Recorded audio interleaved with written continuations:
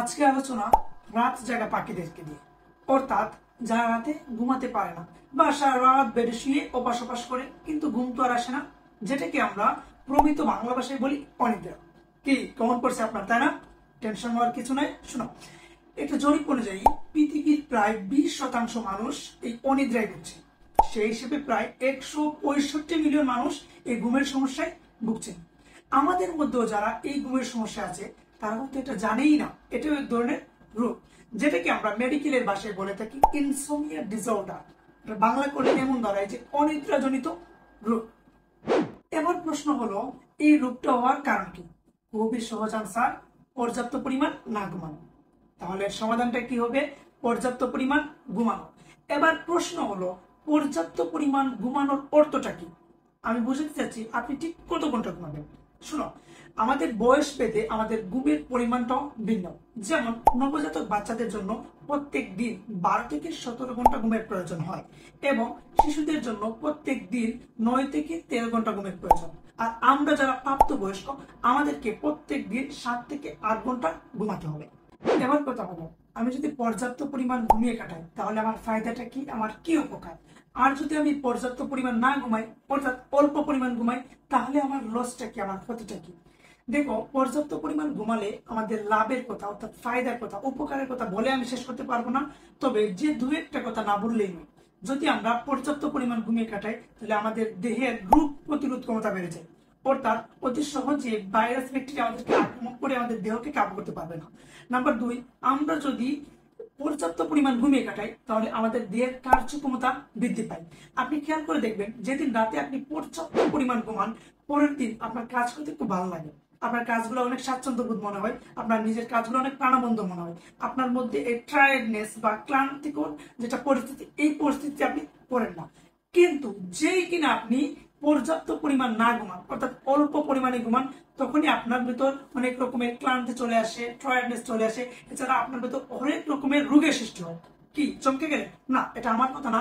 প্রায় 153টি গবেষণা করে ঘুম বিশেষজ্ঞরা এই সিদ্ধান্তে উপনীত হন যে যারা অল্প পরিমাণ ঘুমায়, অর্থাৎ যারা পর্যাপ্ত পরিমাণ না ঘুমায়, তারা 5টি রোগে আক্রান্ত হয়। নাম্বার 1, তারা ডায়াবেটিসে ভুগে। এটা তো আপনি খুব ভালো করে জানেন।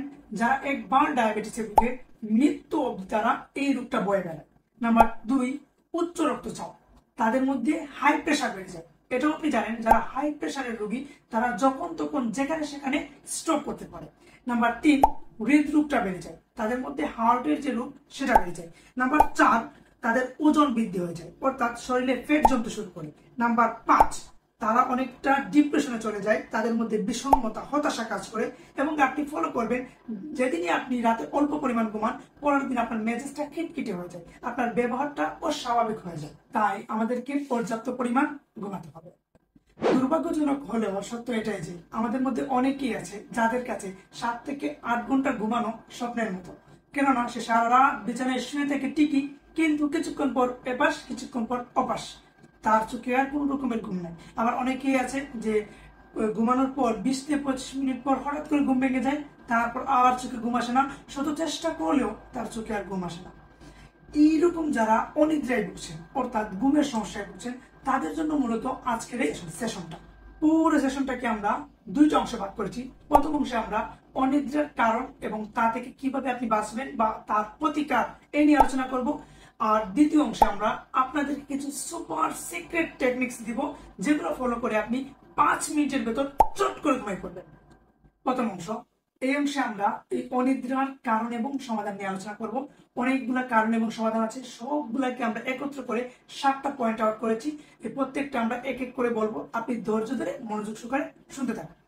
নাম্বার 1, আমরা প্রত্যেকটা দিন নির্দিষ্ট একটা সময় ঘুমাতে যাব এবং নির্দিষ্ট একটা সময়ে ঘুম থেকে উঠবো। যদি আমরা নির্দিষ্ট সময় ঘুমাতে যাই, নির্দিষ্ট একটা সময় ঘুম থেকে উঠি, তাহলে আমাদের বডি একটা সিগন্যাল পাবে যে আমাকে ঠিক ওই টাইমে ঘুমাতে যেতে হবে, ওই টাইমের ভেতর ঘুম থেকে উঠতে হবে। এই যেটা সিগন্যাল পাইলো, এটা অ্যাকচুয়ালি কিভাবে পাই? দেখো, আমাদের দেহের মধ্যে একটা ঘড়ি পাওয়া যায়, একটা ওয়াচ পাওয়া যায়, যেটাকে আমরা বলি বায়োলজিক্যাল ক্লক। এটা মূলত এটা মেনটেন করে। আপনি যখন ধরেন সাপোজ আপনি প্রত্যেক দিন ঠিক রাত 10টায় ঘুমাতে যান এবং সকাল 6টায় ঘুম থেকে ওঠেন, এরকম যখন রেগুলারলি আপনি করতে যাবেন তখন আমাদের বায়োলজিক্যাল ক্লক এটা সেট করে ফেলবে। আচ্ছা, ঠিক 10টা হলেই আপনার শরীরকে বলবে এই শোনো, তোমার সমস্ত কাজ রাখো, এখন তোমার ঘুমাতে যাওয়ার সময়। সেম যখন সকাল 6টা হবে বায়োলজিক্যাল ক্লক অটোমেটিকলি আমাদের বডিকে সিগন্যাল দিবে এখন তোমার ঘুম থেকে ওঠার সময়। তাহলে আমাদের কাজ হচ্ছে আমরা প্রত্যেকটা দিন নির্দিষ্ট একটা সময় ঘুমাতে যাব এবং নির্দিষ্ট একটা সময় ঘুম থেকে উঠবো। আর আমরা কি করি, আমরা একদিন সন্ধ্যা 7টায় ঘুমিয়ে পড়ি, একদিন 10টায় ঘুমাই, একদিন 2টায় ঘুমাই, একদিন তো ঘুমাই না। যখন আমরা এই এলোপাতারি ঘুমের একটা সিস্টেম তৈরি করি তখন আমাদের বায়োলজিক্যাল ক্লক সেটা মেনটেন করতে পারে না, ফলে আমরা অনিদ্রায় ঢুকি। এবং এটাও মনে রাখবা, নির্দিষ্ট সময় ঘুমাবো তো ঠিকই, সাথে নির্দিষ্ট কিছু কাজ করবো। যেমন আমরা প্রত্যেকদিন ঘুমানোর ঠিক আগ মুহূর্তে আমাদের এই বিছানাটাকে ভালো করে জ্বালিয়ে দিব এবং আমাদের রুমের সবগুলো লাইট অফ করে একটা অন্ধকার অন্ধকার একটা ভাব বা একটা পরিবেশ সৃষ্টি করব। এর সাথে সাথে আমরা ঘুমানোর ঠিক আগে আমাদের নিজেদের হাত পা মুখ ভালো করে ধুয়ে নিব। যদি সম্ভব হয় তাহলে আমরা অজু করে নিব। আমরা যারা মুসলিম আমাদের উচিত আমাদেরকে অজু করা। এবং সবশেষে আমরা যারা যেই ধরনের তেল ইউজ করি কেন, সরিষার তেল বলো, ডাব তেল বলো বা নারিকেল তেল, যেই তেল ইউজ করি, এই তেলের সাথে হালকা পরিমাণ পানি দিয়ে পুরো মাথাটা ভালো করে মাসাজ করে তারপর ঘুমাতে যাবো। দেখবেন ওই দিন আপনার ঘুমটা আর ভালো হবে এবং গভীর হবে। নাম্বার 2, মনে রাখবেন বিছানা মানে হচ্ছে ঘুম। আপনার মাইন্ডটা এভাবে সেট আপ করুন যে বিছানার সাথে আমার একটা সম্পর্ক, সেটা হচ্ছে ঘুমের। আমরা অন্য কোনো সম্পর্ক বিছানার সাথে করতে চাবো না। যেমন আমরা কি করি, বিছানায় শুয়ে শুয়ে ফোন টিপি, পিসি দেখি, ল্যাপটপ ইউজ করি ইত্যাদি, দুনিয়ার যত কাজ আছে সবগুলো কিন্তু আমরা বিছানায় করি। অনেকে তো বিছানায় বসে বসে খাবারও খায় না, এটা করা যাবে না। বিছানার সাথে শুধু জাস্ট আপনার একটাই সম্পর্ক, সেটা হচ্ছে ঘুমের সম্পর্ক। কারণ মনে রাখবেন আমাদের মস্তিষ্কে এক ধরনের হরমোন করতে হয় যেটা আমাদের ঘুমকে গভীর করে, সেটার নাম হচ্ছে মেলাটোনিন। তাহলে এই মেলাটোনিনটা কখন করতে হবে, যখনই আপনার মাইন্ড সেট করবেন যে বিছানা মানে আপনার ঘুম। এই বিছানা দেখা মাত্র আমাদের মস্তিষ্ক যাতে ওই মেলাটোনিন ফলনটা বাড়িয়ে দেয়। আর মেলাটোনিন ফলনটা যখনই বাড়িয়ে দিবে আপনার ঘুমটা অটোমেটিকলি গভীর হয়ে যাবে। তাহলে প্রথমে আপনি নির্দিষ্ট সময় ঘুমাতে যাবেন, আর যখন আপনি ঘুমাতে যাবেন মনে রাখবেন ওই বিছানার সাথে, এই ঘুম ছাড়া এই বিছানার সাথে যাতে আপনার কোনো ধরনের রিলেশন না থাকে। আবার অনেকে আছে শুয়ে শুয়ে মোবাইল টিপে, না, এই মোবাইল টিপাটা যাবে না। তাহলে আমাদের কাজ হবে যে বিছানা মানে ঘুম, এটা আমাদের মাইন্ড সেট আপ করতে হবে। নাম্বার 3, খাবার। এই খাবারের সাথে ঘুমের বিশাল একটা সম্পর্ক আছে, তাই খাবার সম্পর্কে আরো 3টা কথা মনে রাখবেন। নাম্বার 1, আপনি যখন ঘুমাতে যাবেন ঠিক তার 2 ঘন্টা আগে খাবারের পর্বটা শেষ করে ফেলবেন। মানে আমি বুঝাতে চাচ্ছি, ধরেন আপনি রাত 10টায় ঘুমাতে যাবেন, তাহলে রাত 8টার ভেতর আপনি খাবারটা খেয়ে ফেলবেন। দ্বিতীয় কথা, কিছু কিছু খাবার আছে যেগুলো আমাদের ঘুমকে আরো গভীর করে, সেগুলো আপনাকে বেশি বেশি খেতে হবে। আর কিছু কিছু খাবার আছে যেগুলো আমাদের ঘুমকে তাড়িয়ে দেয়, তাই সেই সকল খাবারকে আপনি অ্যাভয়েড করতে হবে। কি কি খাবার খাওয়া যাবে না, যেমন চা, কফি, অ্যালকোহল, কোমল পানীয় ড্রিঙ্কস, এগুলো আপনি খেতে পারবেন না, কারণ এগুলো আমাদের ঘুমকে তাড়িয়ে দেয়। যেমন চা কফির ভেতর ক্যাফিন নামক একটা উপাদান পাওয়া যায়, যেগুলো হচ্ছে উত্তেজক পদার্থ, আমাদের ঘুমকে তাড়িয়ে দেয়। আর আমরা যারা ধূমপান করি, এই সিগারেটের ভিতর নিকোটিন নামক একটা উপাদান পাওয়া যায় যা আমাদেরকে অতি সহজে ঘুমাতে দেয় না। তাহলে আপনাদের কাজ কি, এগুলা পরিহার করবেন। অনেকে আছে না, এগুলো তো আমরা পরিহার করতে পারবো না, ঠিক আছে, আপনি এগুলো পান করেন আর যাই করেন, অন্তত পক্ষে ঘুমানোর 6 ঘন্টা আগে এগুলো পান করতে চান না। তাহলে যে সকল খাবার বললাম এড়িয়ে চলুন, সেগুলো তো এড়িয়ে চলবেন, অন্ততপক্ষে ঘুমানোর 6 ঘন্টা আগে এগুলো পান করতে যাবেন না। আর কি কি খাবার আপনি খাবেন, মনে রাখবেন কিছু কিছু খাবার আমাদের ঘুমকে গভীর করে। যেমন সেগুলো হচ্ছে ম্যাগনেসিয়াম সমৃদ্ধ সকল খাবার। যেমন কি হতে পারে, খেজুর হতে পারে, শসা হতে পারে, টমেটো হতে পারে, তাছাড়া শিমের বীজ হতে পারে, হালকা গরম দুধ হতে পারে, মধু হতে পারে। এগুলো যদি আপনি যে কোনো একটা বা 2টা যদি খেয়ে ঘুমাতে যান তাহলে দেখবেন আপনার এই ঘুমটা আরো দীর্ঘস্থায়ী হবে এবং আরো গভীর হবে। নাম্বার 4, এটা হচ্ছে মোস্ট ইম্পর্টেন্ট, কেননা এই একটা কারণে প্রায় 50% মানুষের চোখের ঘুম হারাম হয়ে গেছে। সেটা কি, এই electric device, mobile phone, smartphone বা আমরা যেটা বলি পিসি, ল্যাপটপ ইত্যাদি, টিভি, এগুলো আমাদের ঘুমকে হারাম করে ফেলেছে। তাই আপনি যখনই ঘুমাতে যাবেন ঠিক ঘন্টাখানেক আগ থেকে ইলেকট্রিক ডিভাইসকে আপনার জন্য হারাম হারাম হারাম মনে করবেন। কেননা ইলেকট্রিক ডিভাইস, ধরেন আপনি ফোন ইউজ করতেছেন, এই ফোন থেকে একটা ব্লু রে আসে, অর্থাৎ একটা নীল রশ্মি আসে, যেটা আপনার মস্তিষ্কের অনেকগুলো সেলকে অ্যাক্টিভ করে ফেলে। আর যেই কিনা আপনি ঘুমাতে গেলেন ফোনটা হাতে রেখে, তখন আর আপনার ঘুম আসে না। কেন, ওই যে সেলগুলো অ্যাক্টিভ করছে ওগুলো ডিঅ্যাক্টিভ কে করবে, কে করবে? সেজন্য এই মোবাইল ফোন, টিভি এগুলা ঘুমানোর ঠিক ঘন্টাখানেক আগ থেকে অ্যাভয়েড করবেন। এগুলো ব্যবহার করা থেকে নিজেকে বিরত রাখবেন, তাহলে দেখবেন সহজে আপনার ঘুমটা চলে আসছে। নাম্বার 5, যদি আপনি অনেক জায়গায় ভোগেন তাহলে আপনি ঘুমানোর ঘন্টা 2 ঘন্টা 3 ঘন্টা আগে কিছু ব্যায়াম করে নেবেন, কিছু শরীরচর্চা করে নেবেন।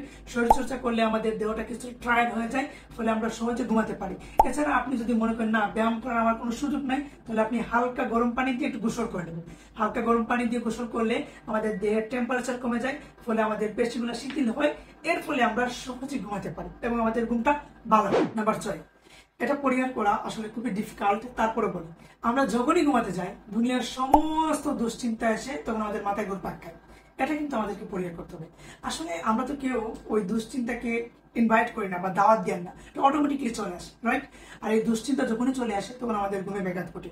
তাহলে আপনার আমার কাজ হচ্ছে ওই দুশ্চিন্তাকে আপনি পরিহার করবেন। সেটা কিভাবে করবেন? অনেকগুলো কারণ আছে, অনেকগুলো ট্রিক্স আছে। আমি জাস্ট একটা ট্রিক্স বলি। এই যে যে যে জিনিসগুলো নিয়ে আপনি দুশ্চিন্তায় ভুগছেন, এটা তো আপনি জানেন যে আপনি ঘুমাতে গেলে ওই দুশ্চিন্তাটা আপনার আসে।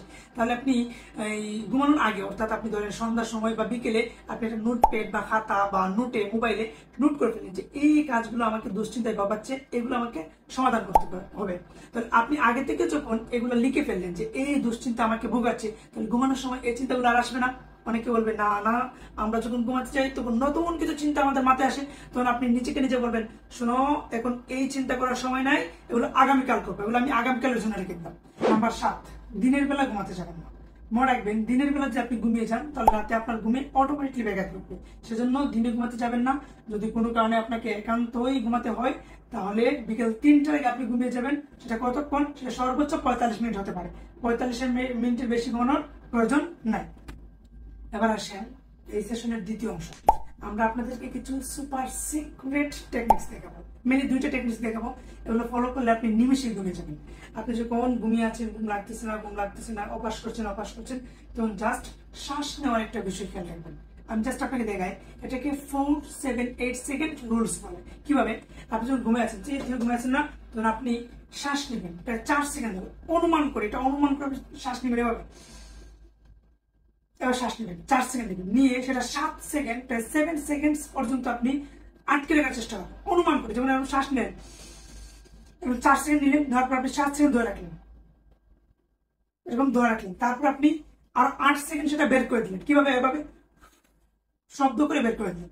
মানে বুঝতে পারি না, আমি বুঝাতে চাইলাম, আপনি যখন দেখবেন কোন রকমের ঘুম আসতেছে তখন আপনি নিজের সাথে নিজে খেলবেন। কিভাবে? শ্বাস নেওয়া খেলবেন। কিভাবে নিবেন? এভাবে প্রথম 4 সেকেন্ড আনুমানিক শ্বাস নেবেন, নেওয়ার পর ওই শ্বাসটা আপনি 7 সেকেন্ড ধরে রাখবেন।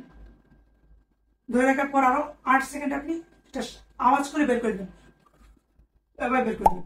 এবার আপনি 15 থেকে 20 বার লাগাতার করতে থাকুন, দেখবেন আপনি অটোমেটিকলি আপনার ঘুম চলে আসছে। আমার বিশ্বাস আপনি 15 থেকে 20 বার করতে পারবেন না, আমি নিজে 6 থেকে 7 বারের চেয়ে বেশি করতে পারি না, তার আগে আমার ঘুমে চোখ ফেলবেন। তাহলে আপনি এই টেকনিকটা ফলো করবেন। যদি এই টেকনিক ফলো করার পর আপনার ঘুম না আসে, তাহলে সর্বশেষ এই আকর্ষণটা বলছে, এটা হচ্ছে মিরাকেল। এটা আপনি ফলো করবেন, আপনার ঘুম আসবেই আসবে, এমনকি আপনার 40 জেনারেশন ঘুম আসবে। কি বিশ্বাস না? দেখো, এটা এটা এটা বিশেষ করে মুসলিমদের ক্ষেত্রে। আমরা যারা মুসলিম, যদি আমরা একান্তই এইরকম ঘুমের সমস্যায় ভুগি, তাহলে আমাদেরকে জাস্ট এই একটা জিনিস ফলো করবা। নাম্বার 1, আপনি ঘুমাতে মানে আগে যা যা বলছে সবগুলো তাকে মানবা। তারপর এই নাম্বার 1 আপনি কি করবেন? সুন্দর করে অজু করে আসবেন। অজু করে আসার পর আপনি চিত হয়ে শুবেন। শুয়ে আস্তে আস্তে সূরা ফাতিহা একবার পড়বেন, 3 কুল পড়বেন। 3 কুল মানে হচ্ছে সূরা ইখলাস, সূরা ফালাক, সূরা নাস। বুঝলি? কুল হুয়াল্লাহু আহাদ, কুল আউযু বিরাব্বিল ফালাক, কুল আউযু বিরাব্বিন নাস।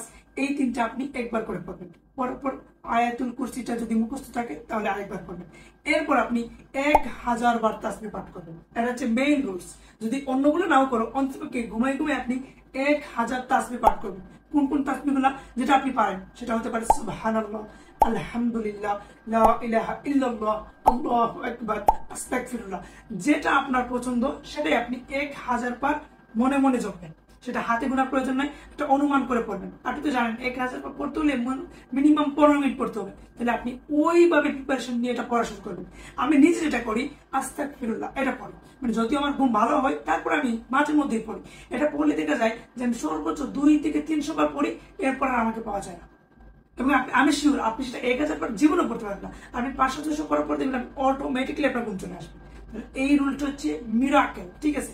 এটা আপনি ফলো করেন, দেখবেন, আশা করি আপনার কোনো রকমের ঘুমে ঝামেলা হওয়ার কথা না। এই ছিল আজকে রাত জাগা পাখিদেরকে নিয়ে কিছু কথাবার্তা। এগুলা আপনার পুঙ্খানুপুঙ্খ ভাবে ফলো করার চেষ্টা করেন, আশা করি এগুলা থেকে আপনি উপকৃত হবেন। যদি এগুলো ফলো করার পরও দেখেন যে আপনার এই অনিদ্রাটা কমছে না, দিন দিন সেটা বেড়ে যাচ্ছে, তাহলে আপনি আপনার নিকটস্থ একজন ভালো মেডিসিন বিশেষজ্ঞ শরণাপন্ন হবেন। সে যে অনুযায়ী আপনাকে নির্দেশনা দিবে সেই নির্দেশনাগুলো মেনে চলুন এবং নিজের প্রতি খেয়াল রাখুন। নিজের ঘুমের প্রতি একটু সচেতন হন। সবাই ভালো থাকবেন। আল্লাহ হাফিজ।